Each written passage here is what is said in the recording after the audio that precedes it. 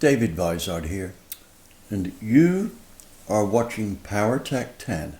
In this episode, which will be episode 50, what we are going to do is to look at something which is pretty much the grassroots of what most of us are trying to achieve here, and that is maximum performance for minimum budget. We've talked about dyno results from now to Kingdom Come and flow bench results, but let's have a look at a serious effort to put all of what we learn into practice without breaking the bank. Here I'm going to introduce you to the main players in the game, and that is basically myself and David McCoy. He's my next door neighbor, just over there. And back about 8 years ago, we got into drag racing, a really low buck effort involving a Malibu. This car was bought complete with a tow vehicle, one of those slant back Chevys that you drive up on and then lower it down and then tie it all on. It was all in a pretty dilapidated form. The engine in the race car was probably not long for this world. But what saved the day was I had a street low buck 383 engine, which was due for a rebuild. I'd used it as a dyno mule for probably 2 or 3 years, and it was due for a rebuild. It already had tested things like some dart ported heads and stuff like that. It was equipped with a Scat 9000 cast steel crankshaft, nothing expensive, and a set of their low buck 6-inch rods. Well, let's see where we get to with this, because remember, the goal is to see if smarts can equal cash. That will be what we're attempting to do. Before getting into things too deep, I should say that our tow truck was in a very dilapidated state. The engine had probably 300,000 miles on it of hard work, and we deemed it not really up to the job of transporting the race car around. So the first thing we did was pull the engine and, as best we could, recondition this. We changed the heads for some EQ heads, put a better cam in, raised the compression ratio, put some headers on and a good intake manifold, and we ended up with about 385 horsepower and about 450 foot-pounds. More than enough to drag around a race car. Not maybe at high speed, but more than enough to keep up with the traffic and all that good stuff. So, on to the actual race car. Oh, I should say how much we paid. I say we, David. The deal was it would be David's truck and David's car, etc., etc., and I would supply the engine and other things like that. So what we did here is, first off, quickly put another engine into the truck. Right, boy, what a difference that was. We probably went from 125 horsepower to 375 plus. And empty, the thing drove not far off, just like a car. So the whole caboodle deal here, David paid $7,000 for, and so that's a truck, which is also the trailer, plus the car and some spare parts. Well, the car was kind of okay, but it needed some work on it. So David set about that, and I set about getting an engine ready to go in it. So that we could make the first event all right. The engine I did wasn't an all-out engine. It was just one that would do us okay. Basically, it was still a street motor. 10.5 to 1. It would run on regular gasoline, and that was one of our problems there, is we had to use race gas. And on the dyno, we'd already found that the race gas gave us slightly less horsepower than the street regular stuff did. Anyway, we got an engine together that made about, it was a restrictor plate motor. It made about 520 odd horsepower on the dyno. Torque was good, horsepower was okay. Anyway, we got that in the car, and the car was gussied up a bit, but it still had a lot of problems. For instance, at the price we paid for it, we couldn't expect to have any top-notch parts on it. Right? It had a set of aluminum wheels, but they were bent, both of them. I don't know how they got bent, but they were. They ran about, 3/8 of an inch out, like this on either side, maybe as much as a half an inch. But we had to run with those. We had slicks that had been in a garage for 3 years. I don't know how old they were, but they were starting to look a bit worse for wear, or worse for age. And a few other things, right? Tracking was out and stuff like that. So David set about tidying everything up and cleaning it up, because it was pretty dirty. So we arrived at the track for our first run, for our first meet, and the car did all right. The fast guys were about 0.8 of a second faster than us, maybe a whole second on the 8th.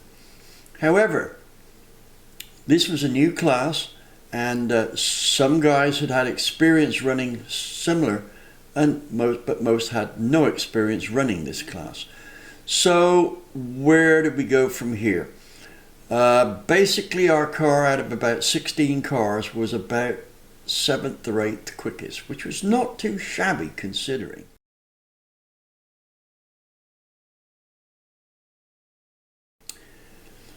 Okay, we now had to look at how to get that car going faster and set up the suspension and all that whilst we got going. And what I did here, or what David and I did mostly, was look at aerodynamics and suspension. And toward the end of our sessions like that, also the torque converter. What I'm going to show you now is a video which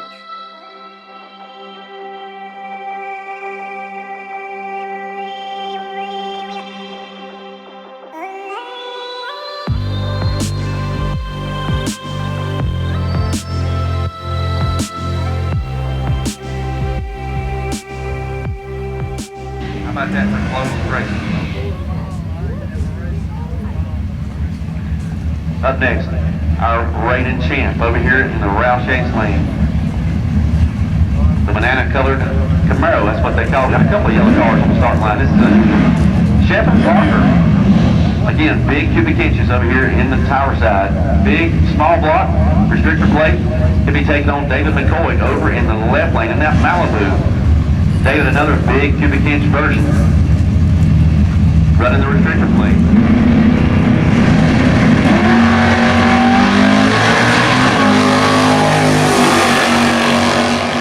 So, look pretty impressive, and remember, this is basically our street motor, which could run 87 octane fuel in the race car.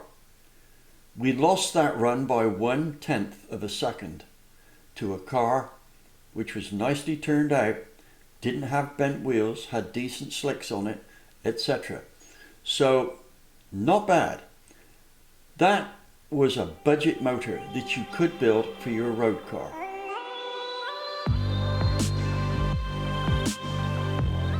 The displacement limit was 420 inches, right? And that's against our 383. So we were giving away 37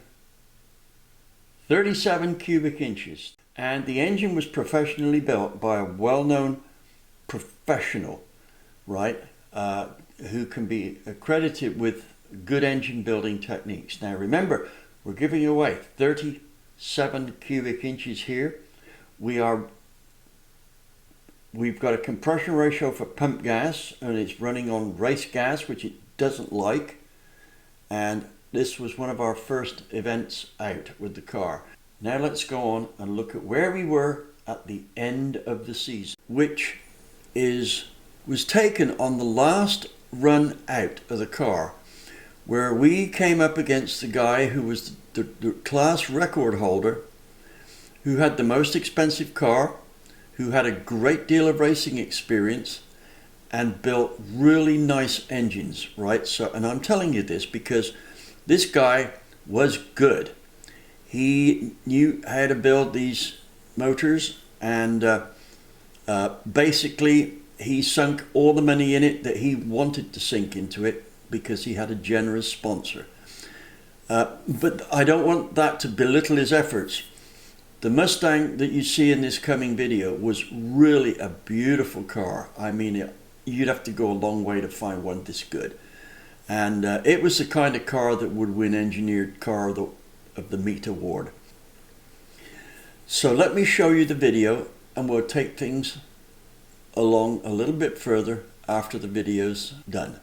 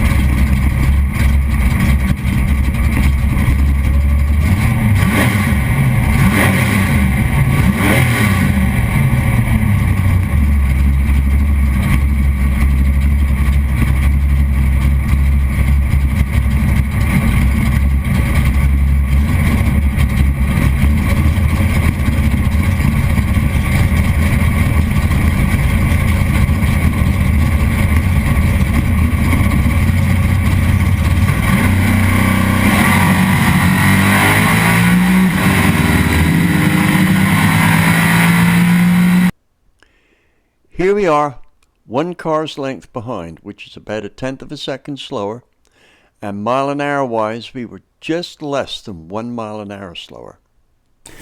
Well, you've seen for yourself how fast both the street and race budget engines went. They performed very well with almost winning capabilities against very experienced racers.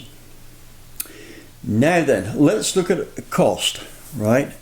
The costs keep on changing, and especially this COVID-19 stuff has made a big difference in what things cost, even if you can get them.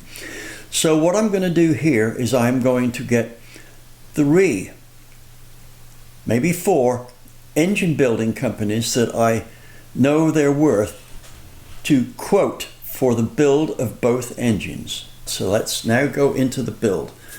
First off, I looked up the power that we made on the restrictor plate motor. I quoted 520 before.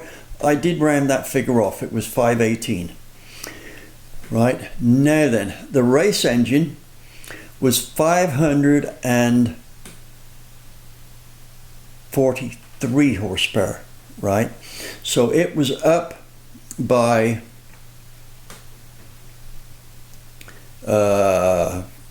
25 horsepower up, right? It would have been more than that had we not had that restrictor plate in. We did dyno test it without the restrictor plate in, and a nicely prepped intake manifold with an AED 950 on it, and we managed 621 horsepower with it. That was pretty good. We had intended to test at the track with this and to see what we could run, but the track test didn't turn out very well. everything was set for a lesser motor, and we found that when we left the line, it just went up in smoke, right? So our track test was uneventful, other than the fact we did run about 7 or 8 miles an hour faster, right? So that would have been about 114 in the quarter mile, but our ET sucked, right? That's where new slicks would have paid off. Anyway, so 543 horsepower in the race trim with the restrictor plate on, 518 in street trim with the restrictor plate on, right? Now, on the road motor with the restrictor plate off and about an 850 HP carburetor still on the 2-plane manifold, the engine would make about 560 odd horsepower with a nice torque output of 530 foot-pounds. So that's where we're going. Now, most of you won't want to build a restrictor plate motor, so just remember, when you come to do this, a car the weight that we had, and that was the class weight, was with driver 3,100 pounds, right? So anyway, on with the plot. Now, I think I've already told you this, but we were testing some torque converters. We had like 4 or 5 companies all say that they had the best torque converter out there. Well, we tested them, and guess what? Only one of them had the best torque converter, and that was ATI. Theirs was best, and it was best by quite a notable margin, right? So, but I can't remember what that was. That's brain surgery since then. So if you're buying a converter, right, maybe you should look to ATI first as an option. Now, where were we? Right. Yes, our street motor did have a solid roller cam, but it wasn't a, in quotes, aggressive race cam. It was one that would give us plenty of reliability for the street, and I'll get to that later on. So here's what we had for an engine, starting at the top, right, the street one. Carburetor that was either for the restrictor plate setup or not, so that was either a 750 or an 850. Had a 2-plane manifold, and that would run either with or without the restrictor plate, so that was the only difference there. The manifold was matched to the port and tidied up, right? Next thing down, cylinder heads. The cylinder heads were dart heads, and they were simply ported, right? I will put in a link here. I did this project for Dart many years ago, and it shows how to do a porting job on their platinum heads, and the heads were, I think they ended up at about 195 cc. 10-to-1 compression ratio. We used Icon pistons in there with 16th,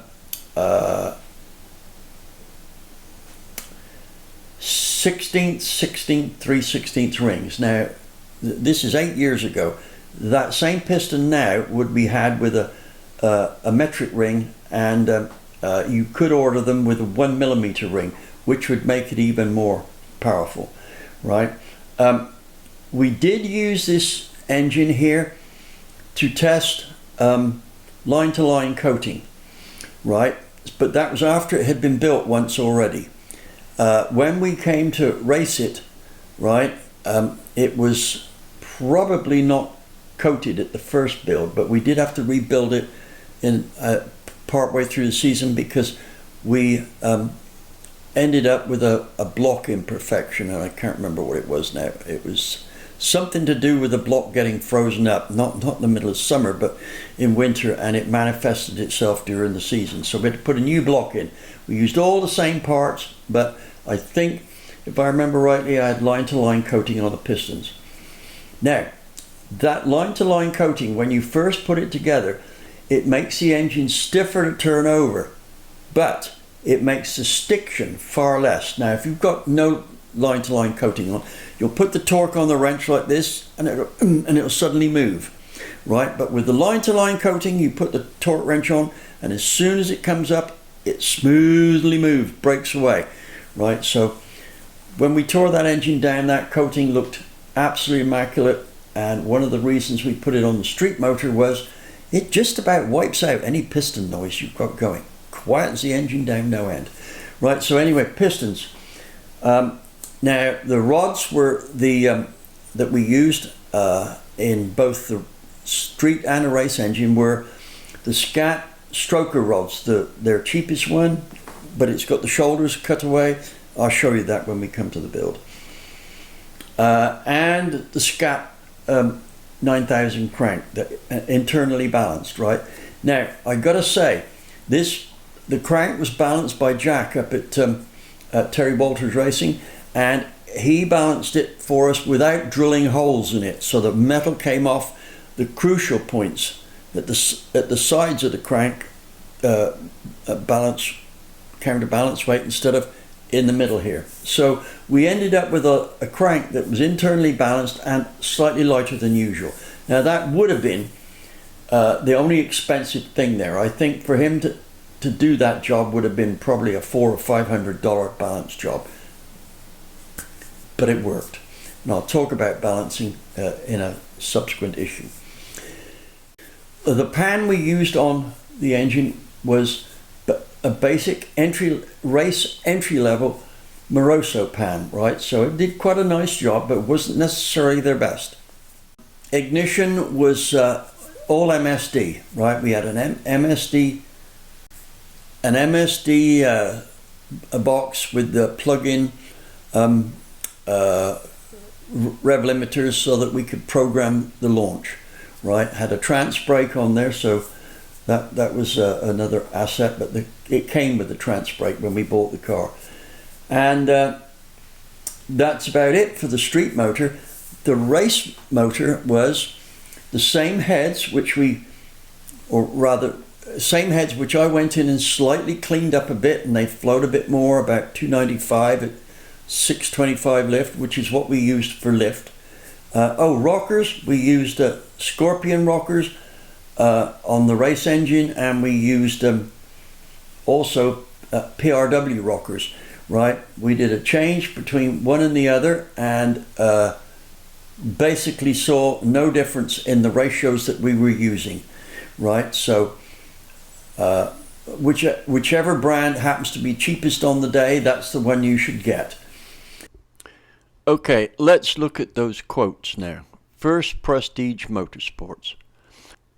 What we have here is a company whose chief engine builder is a very experienced and very successful NASCAR engine builder. I can vouch for the quality of engines that come out of this place. They're a little bit more expensive on their quote because they're quoting for everything down to the last nut and bolt to be as new. You've just got to walk in with a block. As far as cost goes, the race engine and the street engine are pretty much the same. It's just that they have a different intake, a different head spec, and a different camshaft. Costs don't change very much. I can vouch for the quality of engines that come out of this shop, and they do very good work. So you pay a little more than usual, but you'll get a beautiful looking engine out of it. I've worked with Terry Walters for pretty much 2 decades now, and he does pretty much all of my machine work. Why? Because everything he does is typically to race engine tolerances. One advantage a Walters Engines customer gets is that Terry is in love with dyno testing. This guy has done thousands of hours of dyno testing. They know what works and why it works. I've worked with Dave McLean over quite a few years, but mostly on the informational side. This guy is a very good information source. He spends a lot of time building dynos, and his engines have won a lot of races, especially in the small block Chevy restrictor motor classes. So he's well qualified to do what we are talking about here. As of now, I'm working on a very interesting engine build with Dave. I can absolutely guarantee you will not have seen a motor like this before. Dave is going to start doing this shortly as a separate video or video series, so look out for that and prepare to be surprised. Next, but certainly not last, is DJ's Performance Race Engines.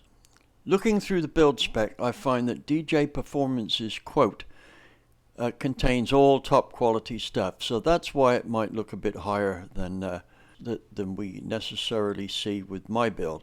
For instance, the heads are CNC ported and they make good power. Also, certain things like balancers and things like this, distributor ignition, etc., are upmarket stuff, so their spec of build is likely to make a little more horsepower than mine did, so that's why you're going to be paying the extra money. Well, that about wraps it up for this episode of this budget build. It's gone on a little longer than I would have liked at the moment, but hey, that's how things work out. In the next episode, I'm going to show you a more detailed build spec here. I'm going to go through what I built for our racer in some great detail. So look out for episode 2 of this budget build. And by the way, I've got some big block budget builds as well, so keep an eye open for those. And don't forget, like, subscribe, notify, and share. Thank you for watching.